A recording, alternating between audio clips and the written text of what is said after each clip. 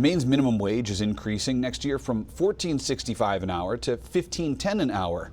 It's following a state law that calls for adjusting the rate based on the cost of living. And for the first time, the minimum wage will also apply to farm workers.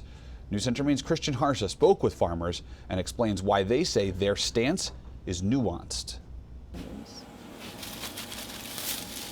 I would say probably 99% of the farms pay well above minimum wage. That is why Penny Jordan, one of the owners of Jordan's Farm, did not oppose adult farm workers being included in the state minimum wage in 2026 when it increases from $14.65 to $15.10. If you want good workers and you're going to pay them well.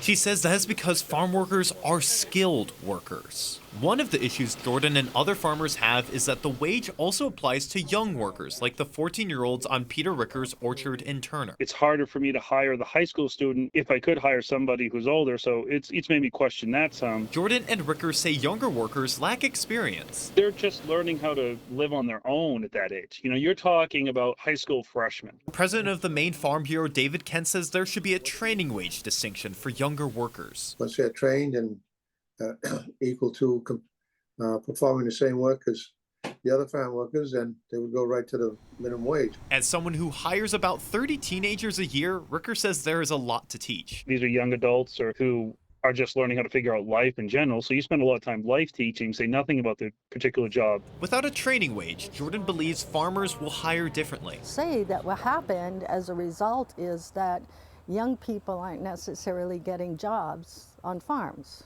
which could mean fewer job options for younger workers and less experience for future farmers. Christian Harsha, News Center, Maine. Some of those farmers tell us they'll continue to speak with lawmakers, urging them to consider amending the minimum wage law to give farm owners more flexibility.